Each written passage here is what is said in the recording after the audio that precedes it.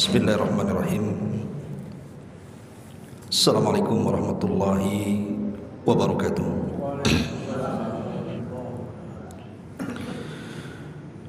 Bismillah wassalatu wassalamu ala Rasulillah wa ala alihi wa sahbihi wa mawalah wa la hawla wa la quwwata illa billahi wa ba'du. Alhamdulillah, segala puja dan puji hanya milik Allah Subhanahu wa ta'ala.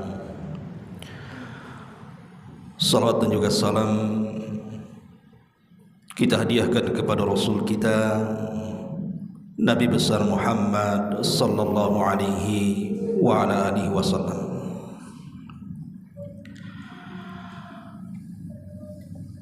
Hadirin dan hadirat yang dimuliakan Allah Subhanahu wa ta'ala, alhamdulillah di malam hari ini kita masih bisa duduk di Masjid Al-Fajri dalam rangka talabul ilmi, dan pembahasan di malam hari ini kita akan memetik pelajaran dari musibah yang sedang trending topik di sosial media tentang kebakaran yang terjadi di barat, tepatnya di Los Angeles, California. Bayangkan sudah hampir 9 hari api itu tidak kunjung dipadamkan.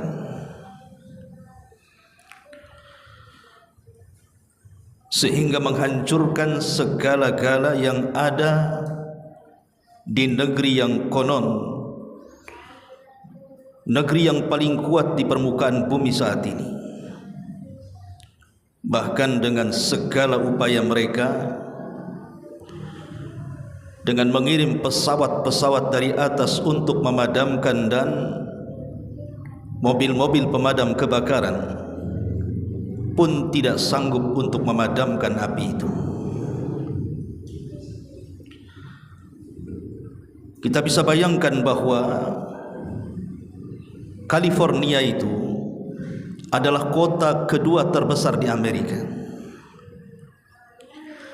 Bahkan boleh dikata bandar yang paling kaya. Disitulah bangunan-bangunan megah yang berdiri tegak di California. Belum lagi gedung-gedung pencakar langit yang sangat indah menjulang apabila dilihat dari ketinggian. Belum lagi tempat-tempat wisata nan indah sedemikian rupa mereka ciptakan, tetapi lenyap hanya dalam hitungan hari saja. Lalu kuasa siapa di sini? Padahal Amerika itu dikenal negara yang paling kuat teknologinya. Tapi ketika berhadapan dengan kekuatan Allah Subhanahu wa ta'ala, rupanya kekuatan yang mereka miliki dengan kesombongan dan kebanggaan mereka tidak ada apa-apanya di hadapan Allah Subhanahu wa ta'ala. Maka kajian di malam hari ini kita akan menyingkap tentang kekuatan teknologi manusia versus kekuatan Allah Subhanahu wa ta'ala. Ada apa di balik kebakaran itu? Di tengah-tengah Amerika yang luar biasa menyokong Yahudi yang ada di Israel untuk menghancurkan kaum muslimin yang ada di Palestina. Bahkan bukan hanya setahun 2 tahun, dari tahun 1959 sampai hari ini, Amerika lah yang mendanai peperangan yang terjadi di Timur Tengah. Bukan hanya di Palestina saja. Kita dengar dahulu kehancuran Afghanistan, kemudian kehancuran Irak, kemudian kehancuran negeri-negeri umumnya di Timur Tengah. Itu di belakangnya ada Barat yang mendanai semuanya, memporak-porandakan kaum muslimin yang ada di Timur Tengah sana. Dan ketika mereka menghancurkan negara-negara Islam itu butuh bertahun-tahun, bukan setahun dua tahun, bertahun-tahun, dengan strategi yang mereka miliki. Tapi kehancuran California tidak membutuhkan tahunan, cukup membutuhkan beberapa hari saja, sudah sama kehancurannya dengan yang mereka buat terhadap Gaza dengan genosidanya.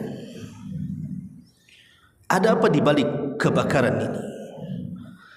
Apakah ini sebuah konspirasi? Sebagaimana prasangka sebagian orang bahwa ini konspirasi, sengaja kota itu dihancurkan karena ada agenda yang lebih besar dibandingkan itu akan membuat kota metropolis yang lebih megah lagi. Ataukah memang ini adalah kekuatan Allah Subhanahu wa taala untuk menghancurkan kesombongan negara adidaya itu? Ma'asyiral muslimin yang dimuliakan Allah Subhanahu wa taala,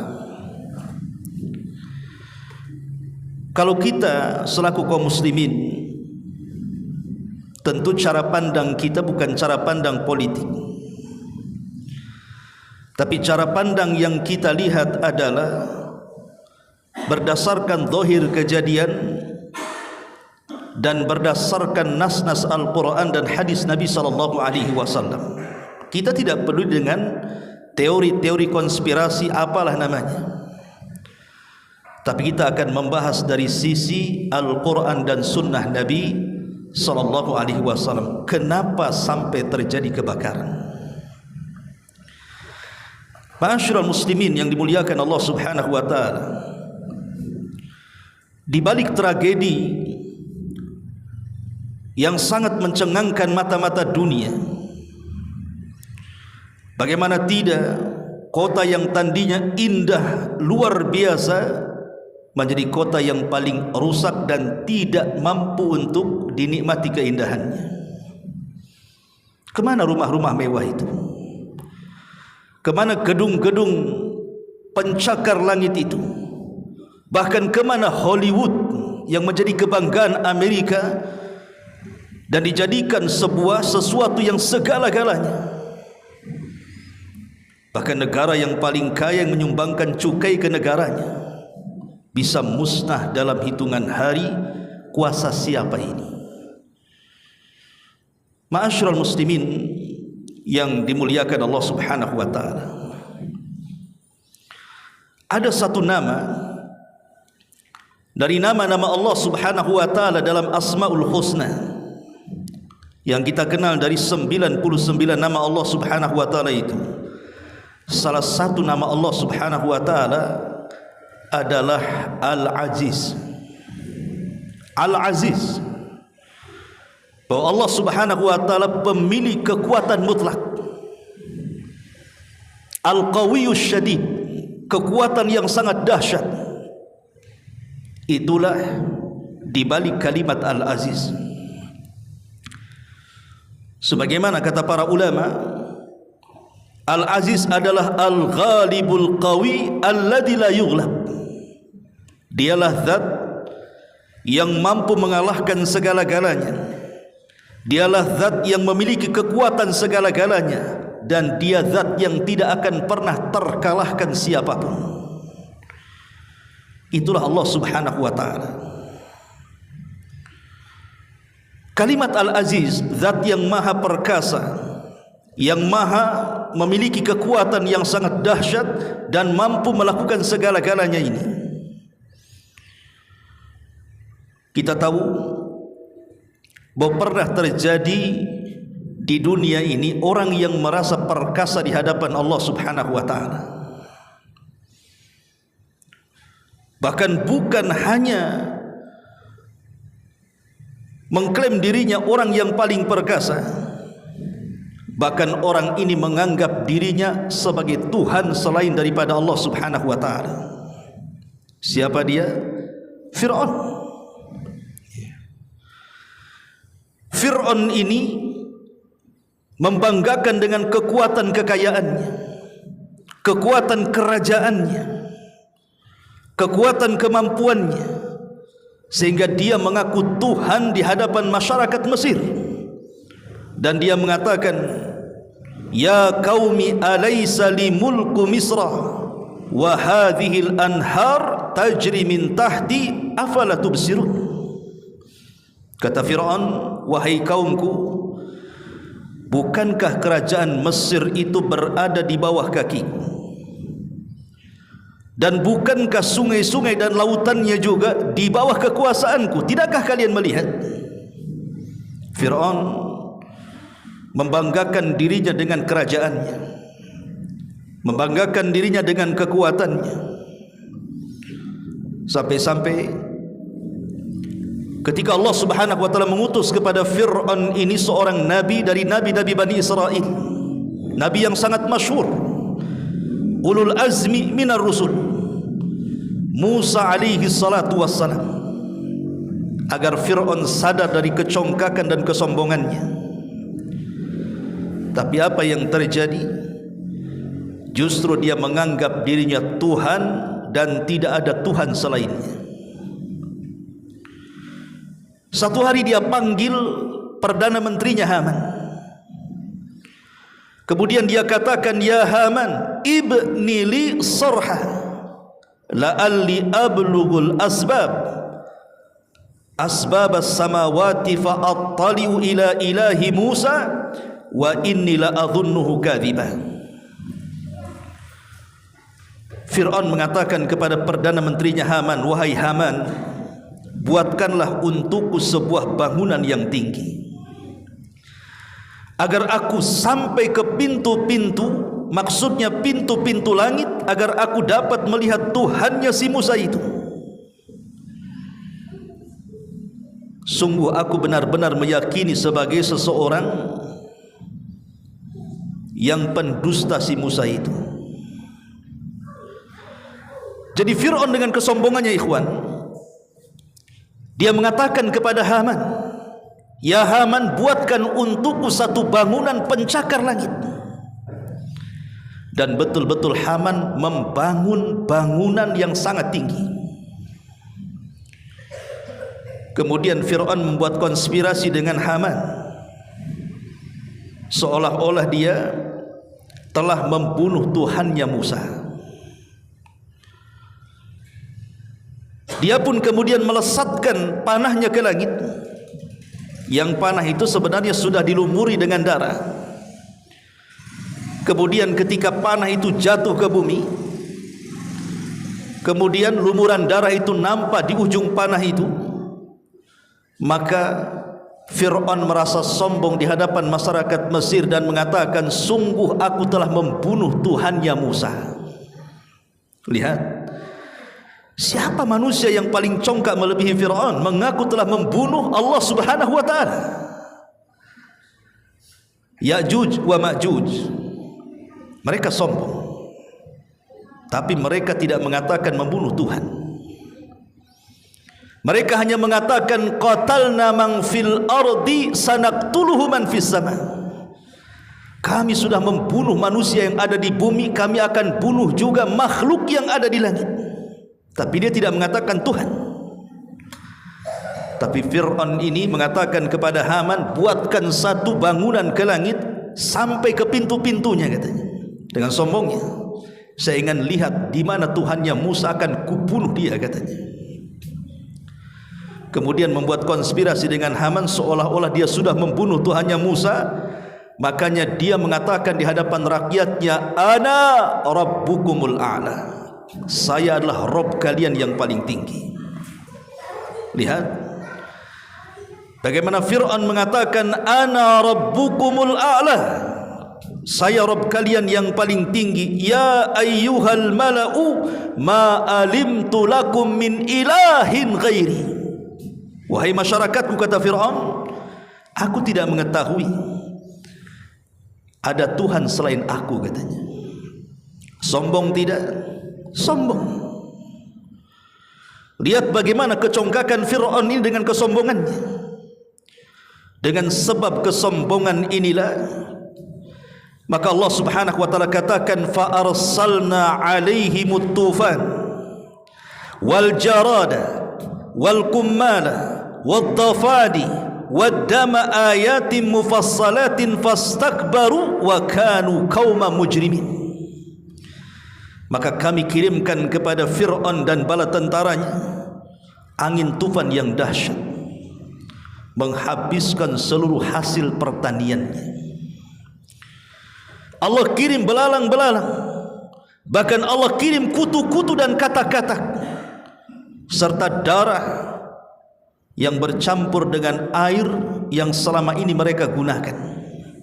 Itu semua sebagai bukti yang jelas. Tapi apa yang terjadi? Sadarkah Fir'aun? Tidak. Fastakbar. Mereka tetap menyombongkan dirinya dan mereka tetap menjadi umat yang berdosa. Sebenarnya mukjizat yang Allah Subhanahu wa taala turunkan kepada Fir'aun itu cukup membatalkan ketuhanannya. Coba bagaimana? Tiba-tiba kemudian Fir'aun mengambil air dari sungai, tiba-tiba sungai menjadi darah. Kalau memang dia Tuhan, kenapa tidak dirubah lagi dari darah menjadi air mineral? Karena dia tidak punya kekuatan. Ketika kutu di mana-mana, sampai di kepalanya penuh dengan kutu, kemudian dia berusaha menghilangkan kutu di kepalanya. Ada Tuhan yang punya kutu? Fir'aun lah Tuhan yang punya kutu itu. Ketika kemudian Fir'aun menyingkap selimutnya, di mana-mana ada kodok. Macam-macam azab diberikan kepada Fir'aun sehingga akhirnya mereka datang kepada Nabi Musa alaihi salatu wassalam minta agar Allah menghentikan azabnya. Kalau memang dia Tuhan, kenapa minta doa kepada Nabi Musa agar azab itu dihilangkan? Kenapa tidak dihilangkan oleh dia?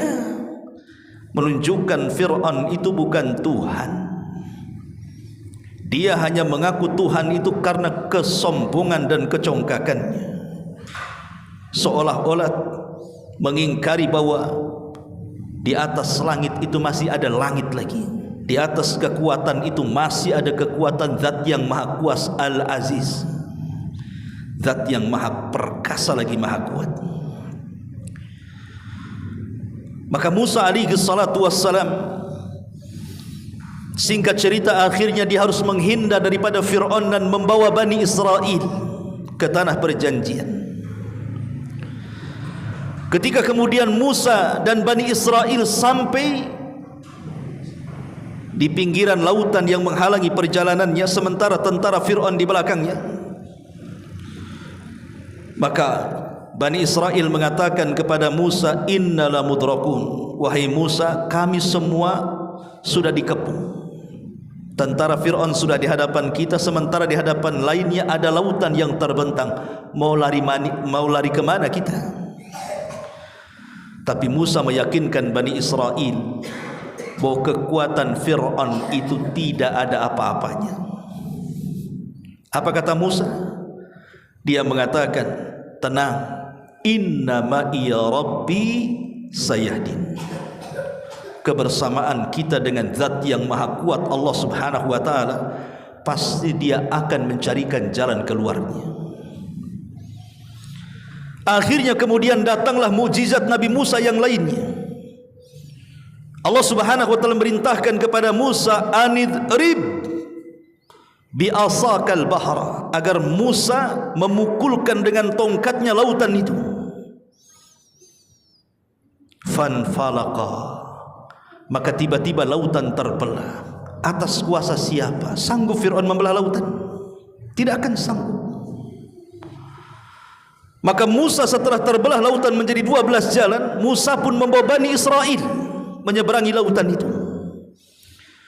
Kemudian Fir'aun pun menyusul Nabi Musa dan Bani Israel. Ketika Musa sudah sampai di penghujung lautan, sementara Fir'aun masih di tengah lautan, Allah katakan, wajawazna Bani Israel al-bahra fa'atba'ahum Fir'aun wa junuduh baghyan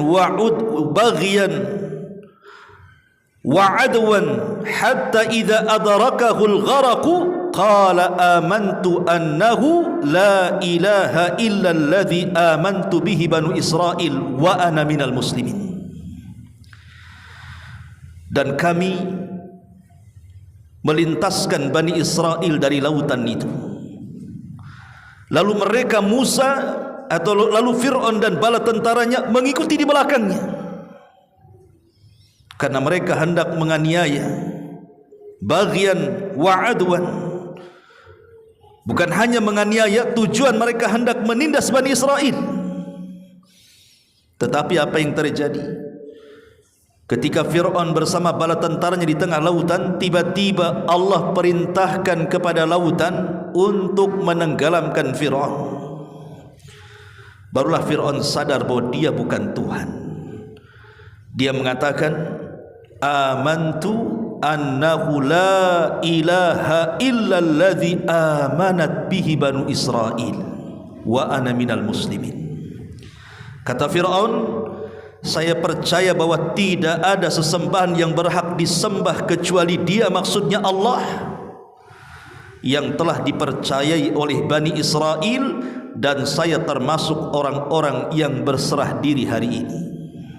Makanya Allah katakan, al-an wa qad asaita qablu wa kunta minal mufsidin. Hei Fir'aun, baru sadar engkau sekarang? Yang dulu-dulu kemana kau merusak di bumi ini? Kenapa baru sekarang sadar setelah nyawamu tenggorokan bahwa di sana ada Tuhan yang maha perkasa lagi kuat melebihi kekuatan? Maka Jibril pun datang, kemudian membawa tanah dari dasar lautan, kemudian menyumpalkan di mulut Fir'aun. Kemudian dia mengatakan, makhafatan an tudrikahur rahmah, karena Jibril takut kalau rahmat Allah diturunkan kepada Fir'aun. Maka Fir'aun pun mati diazab oleh Allah subhanahu wa ta'ala. Mana kekuatan dahsyat bongkan diri itu? Tidak ada zat yang maha kuat melebihi Allah subhanahu wa ta'ala. Sedahsyat apapun kekuatan Fir'aun, kalau menghadapi kekuatan Allah itu kecil bagi Allah subhanahu wa ta'ala. Maka kita kiaskan dengan kebakaran yang terjadi di Los Angeles sana. Secanggih apapun peralatan yang mereka miliki, dengan pesawat-pesawat tempurnya, dengan tank-tank bajanya, bahkan dengan nuklirnya sekalipun, bagi kekuatan Allah itu tidak ada apa-apanya. Buktinya, alat secanggih yang dimiliki negara adidaya sebesar Amerika sudah 9 hari lewat, api itu tidak kunjung mampu dipadamkan. Bahkan ada yang memprediksi masih akan terus meluas dan meluas. Ya, karena api itu adalah satu dari tentara-tentara Allah subhanahu wa ta'ala, tidak akan bisa dilawan. Tidak ada zat yang aziz melebihi Allah subhanahu wa ta'ala. Walaupun Amerika mengatakan man asyaddu minna quwwah, tidak ada yang lebih kuat negara dibandingkan kami. Bahkan dia berani mengancam negara-negara yang lainnya dengan ancaman-ancaman yang bukan main-main. Bahkan terbaru, presiden terpilih dari Partai Republik yang sangat viral mengatakan akan membakar Timur Tengah dan menjadi neraka Timur Tengah. Tapi apa yang terjadi? Belum lagi dia dilantik, justru negaranya menjadi neraka jahanam dunia. Kuasa siapa ini kalau bukan kuasa Allah subhanahu wa ta'ala? Ma'asyiral muslimin yang dimuliakan Allah subhanahu wa ta'ala, jauh di atas Fir'aun ada yang lebih kuat lagi. Siapa? Namrud. Namrud ini kekuasaannya bukan setakat Mesir kayak Fir'aun, tapi Namrud ini raja dunia. Sebagaimana para ulama mengatakan bahwa di dunia ini hanya ada 4 penguasa yang pernah menguasai dunia, 2 mukmin dan 2 kafir. Adapun yang mukmin, pertama Nabiullah Sulaiman alaihi salatu wassalam, dan yang kedua Dzulqarnain. Adapun kafir, pertama Namrud dan yang kedua Bukhtun Nasr, penguasa Babil. 2 Dua-duanya penguasa Babil. Namrud penguasa Babylon, Bukhtun Nasr juga penguasa Babylon. Bahkan Namrud ini dikatakan sebagai penguasa 7 iklim. Maksudnya 7 belahan dunia dikuasai dia. Saking besarnya kekuatan Namrud ini, sehingga wajar kasusnya sama dengan Fir'aun ketika dia bermimpi bahwa akan ada bayi yang kelak akan besar, yang akan merobohkan kekuasaannya. Akhirnya dia pun membunuh bayi-bayi laki-laki persis seperti Fir'aun. Tapi siapa yang berkuasa? Allah. Dia tidak berhasil membunuh bayi yang akan menghancurkan kekuasaannya. Lahirlah Ibrahim. Lahirlah Ibrahim alaihi salatu wassalam. Dukun-dukun Namrud tidak sanggup memprediksi kelahiran Ibrahim, karena itu kekuatan Allah subhanahu wa ta'ala. Ibrahim tumbuh besar, diangkat menjadi Khalilur Rahman, kekasih Allah subhanahu wa ta'ala, satu di antara 5 ulul azmi minar rusul, Abul Anbiya, bapaknya para nabi, datang kepada Namrud. Yang ketika itu Namrud mengaku dirinya Tuhan dan mengatakan, ana uhyi wa umit, aku bisa menghidupkan dan bisa mematikan, katanya. Okelah kalau memang itu dia bisa lakukan. Kemudian dia datangkan 2 manusia, yang satu dibunuh, yang satu dibebaskan. Kata Namrud, lihat, aku bisa menghidupkan dengan cara membebaskan, dan aku bisa mematikan dengan cara membunuh dan tidak membebaskan.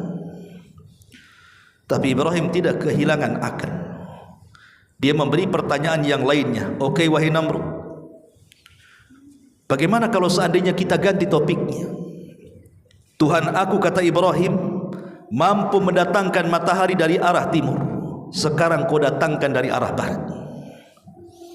Fa'ti biha minal maghrib, datangkan dari arah barat. Kata Allah, fabuhital ladzi kafar. Maka Namrud pun tidak bisa lagi membantah hujah kuatnya Ibrahim. Ya, karena dia bukan Tuhan.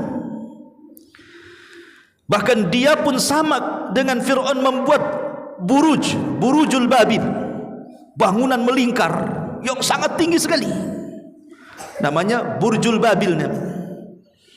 Kalau antum lihat di internet Burjul Babil itu akan lihat di situ gambarnya, itu bangunan yang melingkar ke langit itu dengan tangga memutar. Konon katanya kalau kita mau sampai di puncak itu, di Burjul itu, bangunan yang melingkar itu dengan tangga melingkar, di zaman itu belum ada lift, itu berjalan dari bawah setahun baru sampai di atas tuh, saking tingginya. Dan itu menjadi kebanggaan Namrud. Kasusnya sama dengan Nabi Musa, dengan Fir'aun. Dia pun ingin melihat Tuhannya Ibrahim. Seperti apa Tuhannya Ibrahim ini? Apakah betul itu Tuhan Ibrahim itu ada? Makanya dia buat bangunan setinggi itu. Tapi sekuat-kuatnya Namrud, Allah kirim para malaikat sehingga menghancurkan menara Babil itu rata sampai ke tanah-tanahnya. Itulah kekuatan Allah subhanahu wa ta'ala. Sampai satu hari Ibrahim datang kepada Namrud dan mengatakan, Tuhanku tidak mungkin dikalahkan. Kata Namrud, Tuhanmu akan kukalahkan. Kalau begitu, kapan kita akan saling berperang, katanya. Kata Ibrahim, siapkan pasukan. Maka Namrud mempersiapkan pasukan yang sangat besar. Bagaimana dia penguasa 7 iklim, banyak pasukannya. Kemudian Ibrahim mengatakan, nanti saya akan datang dengan Tuhanku dan bala tentaranya besok sebelum matahari meninggi 1 tombak. Akhirnya kemudian Namrud mempersiapkan diri dan pasukannya karena akan menghadapi pasukan Tuhannya Ibrahim. Satu malam itu Namrud sibuk mempersiapkan pasukan, sementara Ibrahim tenang-tenang saja tidur satu malam itu, seolah-olah tidak akan terjadi apapun. Keesokan harinya dia datang menghadap Namrud. Namrud tertawa dan mengatakan, mana kekuatan Tuhan wahai Ibrahim? Kenapa kau datang sendirian? Maka Ibrahim mengatakan, tunggu sampai matahari terbit satu tombak. Akhirnya Namrud pun menunggu matahari meninggi. Tiba-tiba langit gelap. Apa yang terjadi? Allah kirim pasukannya dari makhluk yang paling lemah. Apa itu? Pasukan rombongan nyamuk. Ba'udhu, nyamuk. Binatang yang paling lemah, yang kalau kita nempel, kita tepuk, dia mati itu nyamuk itu. Tapi nyamuk itu entah berapa jumlahnya. Wa ma ya'lamu junuda rabbika illahu wa ma huwa illa dzikra lil bashar. Tidak ada yang tahu jumlah berapa tentara Allah kecuali Allah sendiri. Nyamuk itu menyerang pasukan Namrud, menghisap darahnya, memakan dagingnya, sehingga tinggal tulang belulang. Akhirnya Namrud pun sengaja diselamatkan Allah. Dia sembunyi di kerajaannya. Rupanya ada satu nyamuk yang masih mampu mengejarnya, masuk di lubang telinganya, kemudian bersarang di otaknya. Bertahun-tahun Namrud sakit kepala, tidak bisa dimatikan tuh si nyamuk di atas kepala itu. Sampai setiap hari dia harus memukuli kepalanya dengan sandal. Akhirnya lama-lama menjadi gegar otak, gila, kemudian mati gara-gara itu. Lihat, sekelas Namrud dibunuh oleh satu ekor nyamuk. Namrud ini penguasa dunia, maka tidak ada yang bisa melawan kekuasaan Allah Subhanahu wa ta'ala. Kalau sekelas Namrud saja bisa tumbang dengan satu ekor nyamuk, apalagi Amerika Serikat, apalagi dengan kesombongan penguasa dunia hari ini. Karena kita tahu bahwa di daerah Los Angeles, Amerika sana itu kan terkenal dengan maksiatnya, kawan. Bahkan ada berita viral, wallahu alam itu hak atau tidak, sampai ada di sebuah pentas selebritis sana ada seorang wanita sampai istihza mengolok-olok Allah Subhanahu wa ta'ala kan, dan meletakkan Allah itu di bawah, di atas makhluknya, dan mengatakan kami adalah orang yang tidak bertuhan, na'udzubillah. Dan itu peristiwanya tidak jauh dari sebelum kebakaran. Ditambah dengan kesombongan pemimpinnya dan mengatakan akan menjadi neraka di Timur Tengah, akan meratakan dengan api Timur Tengah. Akhirnya Allah kirim kebakaran yang sampai hari ini tidak sanggup dipadamkan. Siapa yang lebih kuat kekuatannya hari ini? Mereka kah? Ataukah tentara Allah Subhanahu wa ta'ala berupa angin dan api yang sekarang sedang mengancam kehidupan mereka? Ma'asyiral muslimin yang dimuliakan Allah Azza wa Jalla, maka tidak ada zat yang lebih perkasa melebihi Al-Aziz, Allah Subhanahu wa ta'ala. Karena rata-rata manusia menjadi sombong di permukaan bumi ini, pertama karena kekuatan harta, merasa negaranya paling kaya, bisa menekan negara yang lainnya, ataupun kekuatan fisik dan badan, merasa punya persenjataan yang canggih sementara negara-negara yang lain tidak punya, maka dia merasa sombong seolah-olah sanggup menghancurkan negara yang melawannya. Dia tidak sadar bahwa peralatan itu adalah makhluk dari makhluk-makhluk Allah Subhanahu wa ta'ala. Peralatan itu bukan Tuhan, dia adalah makhluk Tuhan. Lihat kaum Ad. Kaum Ad lebih hebat dibandingkan orang-orang barat sana. Dengan segala kekuatan harta dan kekuatan senjatanya, tidak ada yang melebihi kekuatan dan kecerdasan serta kekayaan kaum Ad. Dan itu diceritakan di semua kitab-kitab langit, mau Tauratnya, mau Injilnya, mau Qurannya.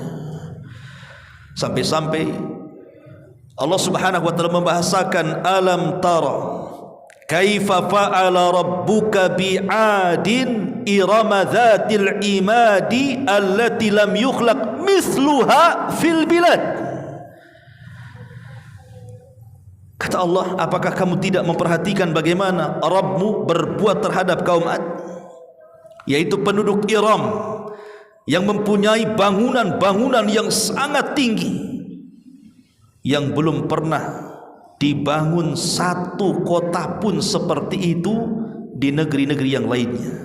Bayangkan, Allah mengatakan belum pernah terjadi orang yang membangun kota seindah kaum Ad. Belum pernah terjadi, baik sebelum atau sesudahnya. Sampai hari ini mereka membangun rumah-rumah megah, rumah-rumah mewah, dilapisi dengan emas, dan mereka bangun dengan tangan-tangan mereka, dengan kekuatan mereka, bukan untuk ditempati, tapi hanya sekedar main-main saja. Itulah kaum Ad. Dari segi fisik tidak ada manusia yang lebih tinggi dan besar dibandingkan kaum Ad. Dia 100 hasta, Nabi Adam saja 60 hasta, lebih besar dibandingkan bapaknya. Bahkan kalau dia menghancurkan sebuah kaum, dia tidak perlu membawa pasukan, cukup 1-2 orang saja hancur tuh kaum itu.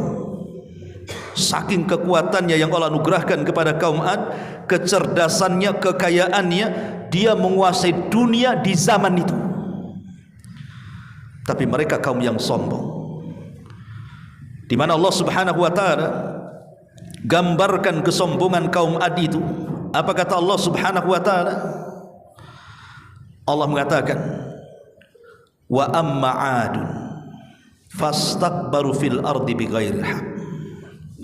Adapun kaum Ad, mereka adalah umat yang sombong yang pernah ada di permukaan bumi, dan kesombongannya tanpa hal yang dibenarkan di hadapan Allah Subhanahu wa taala. Apa yang terjadi? Maka Allah Subhanahu wa taala kirim azab kepada mereka. Bayangkan azabnya. Pertama, Allah kirim kekeringan, persis seperti yang terjadi di Los Angeles kan. Kekeringan, hawa dingin tapi membawa angin. Santa Ana itu apa namanya? Tapi angin itu justru membawa kekeringan, membuat pohon-pohon kering, tanah-tanah menjadi gersang dan memudahkan terjadi kebakaran. Maka sama kaum Ad juga, pertama dihantam dengan pacaklik yang berkepanjangan. Tidak ada satu tetes hujan pun yang menimpa tanah kaum Ad. Mulailah mereka merasa kehancuran telah dekat kepada mereka, kelaparan di mana-mana. Padahal mereka kaum yang kuat, yang tidak terkalahkan di zaman itu. Tapi dengan adanya pacaklik kuasa Allah Subhanahu wa taala, mereka tidak sanggup melawan pacaklik yang Allah kirimkan kepada mereka. Tidak sanggup menciptakan hujan, sebagaimana hari ini juga Amerika tidak sanggup menciptakan hujan untuk memadamkan kebakaran. Maka kaum Ad juga sama. Akhirnya mulailah mereka kelaparan. Sebagian mereka mulai datang kepada Nabi yang diutus kepada mereka, Hud, yang sudah hijrah ke Mekah. Akhirnya kemudian mereka pulang. Datang azab yang kedua. Tiba-tiba kemudian Allah Subhanahu wa taala kirim awan kepada mereka. Awan ini disangkanya hujan yang akan menyuburkan tanah-tanah mereka. Subhanallah. Sampai-sampai Allah Subhanahu wa taala gambarkan di dalam Al-Qur'anul Karim bagaimana awan itu ketika datang meliputi semua daerah kaum Ad, sehingga semua orang-orang yang ada di rumah itu mereka keluar. Disangkanya akan terjadi hujan, tapi apa yang terjadi? Rupanya bukan hujan yang turun, tapi badai yang turun menyapu semua yang ada di bumi. Rumah hancur, manusia terbang ke langit, dan itu terjadi 7 malam 8 hari. 7 layalin wa 8 ayyamin khusuma, kata Allah. Sama kan kejadiannya, tidak membutuhkan bertahun kan. Bayangkan kejadian kehancuran kaum Ad itu hanya butuh berapa hari? 7 malam 8 hari. Hanya waktu hitungan hari, semua badai itu menyapu semuanya. Tidak ada satu pun tersisa kecuali terbang ke langit.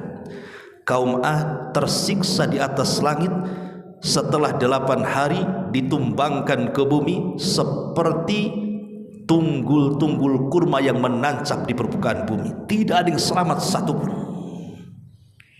Kuasa siapa sih kalau bukan kuasa Allah Subhanahu wa taala? Umat yang paling sombong yang mengatakan man asyaddu minna quwwah. Siapa yang lebih kuat dari kami? Persis seperti yang dikatakan Amerika kan. Mengatakan tidak ada negara yang lebih kuat dibandingkan kami. Dia bisa menekan negara-negara yang lainnya. Dia bisa mensuplai senjata-senjata yang lainnya. Dan dia mampu untuk menghancurkan negara-negara yang lainnya dengan kekuatannya. Tapi mereka tidak sadar bahwa Allah yang menciptakan mereka jauh lebih kuat dibandingkan ciptaannya.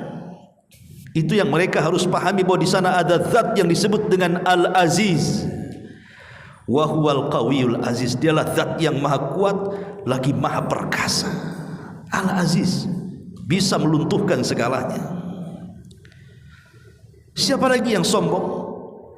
Yang semisal kaum Ad adalah Samud, karena Samud turunannya. Diutus kepada kaum Samud siapa? Nabi Allah Saleh. Diingatkan oleh Nabi Allah Saleh akan tauhid. Tapi mereka mengatakan, kalau engkau seorang nabi, keluarkan mujizatmu. Kata Nabi Saleh, apa yang kalian kehendaki? Keluarkan dari batu ini unta usyara yang bunting 10 bulan katanya. Apakah Nabi Saleh menolak? Tidak. Dia berdoa kepada Allah, keluar unta itu dari batu. Ketika keluar, melahirkan untanya.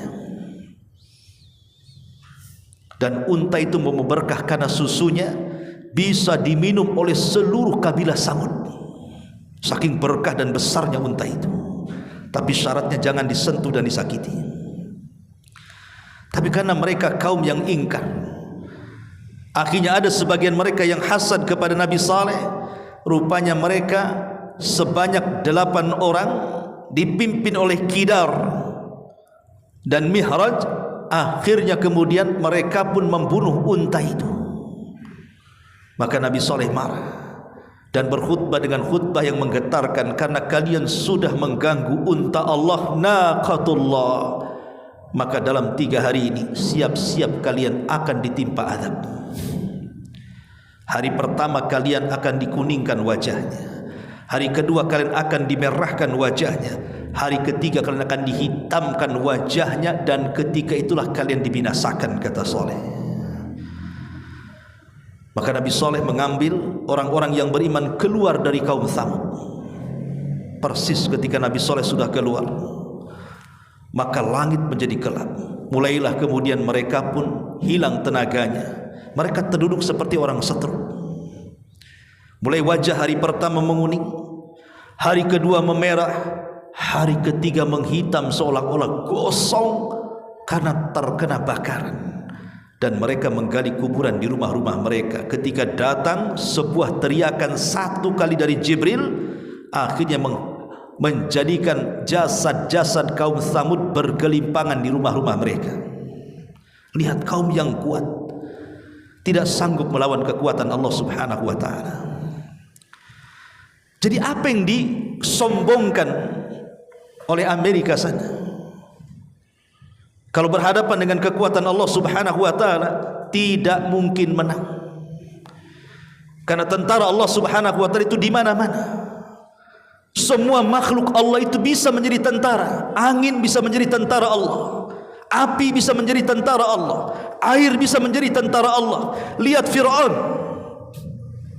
ditenggelamkan oleh tentara Allah berupa air. Karena Fir'aun ini sombong dan mengatakan semua sungai yang ada di Mesir itu di bawah kakiku. Akhirnya karena dia sombong dengan kata-katanya, maka dia pun ditenggelamkan di dalam air. Dia mengatakan air di bawah kakiku, sekarang dia yang ditenggelamkan oleh air. Sama dengan Trump yang mengatakan aku akan buat neraka Timur Tengah, sekarang negaranya yang menjadi neraka. Kata-kata ini terkadang menjadikan sebuah kebalikan dari sumpah serapahnya kan. Seperti Fir'aun tadi, dia bangga dan sombong dengan kekuasaan laut dan airnya, dia pula ditenggelamkan dengan air. Maka sama dengan Presiden Amerika juga, merasa sombong dengan kekuatan senjatanya, seolah bisa menjadikan Timur Tengah ini neraka. Cukup dengan mengirim satu tentara api bisa membuat neraka jahanam dunia di Los Angeles sana. Ma'asyiral muslimin, dari sini hati-hati, jangan sampai sombong. Penguasa manapun, Allah tidak suka dengan kesombongan. Karena manusia yang paling sombong, Fir'aun saja yang penuh dengan kekuatan, tidak memiliki daya dan upaya di hadapan kekuatan Allah. Semua sudah menjadi bangkai di bawah tanah. Dan kalau seandainya manusia itu sudah mati, maka disitulah letak kelemahannya, bahwa kita ini makhluk yang lemah. Ada zat yang maha kuat, yang maha perkasa, Allah subhanahu wa ta'ala, yang bisa mencabut nyawa siapapun. Lihat ketika ada seorang penguasa Abbasiyah, kalau tidak salah Khalifah Ma'mun atau Mu'tasim atau Al-Wasi, ketika meninggal dunia, sebelum dia meninggal dunia dia mengatakan apa? Dia mengatakan, ya man la yazulu mulku, irham man qazzala mulku. Wahai zat yang tidak akan pernah hilang kekuasaannya, sayangi zat yang telah hilang kekuasaannya. Wahai zat yang tidak pernah akan hilang kekuasaannya, maksudnya Allah tidak akan hilang kekuasaannya, karena Dia yang memberikan kekuasaan kepada makhluknya. Qulillahumma malikal mulki tu'til mulka man tasha. Allah yang memberikan kekuasaan kepada makhluk. Dia yang mencabut kekuasaan makhluk, Dia juga yang memberikan kekuasaan kepada makhluk.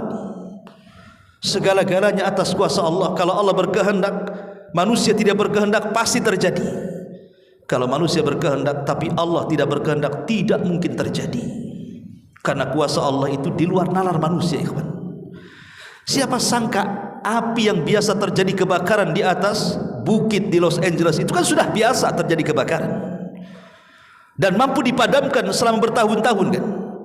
Tapi siapa yang mengira api yang tadinya di atas gunung tiba-tiba merambah ke perkotaan,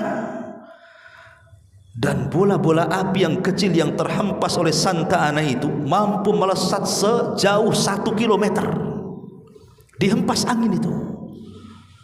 Maka dalam hitungan waktu yang sesingkat-singkatnya melumpuhkan semua yang ada di sana.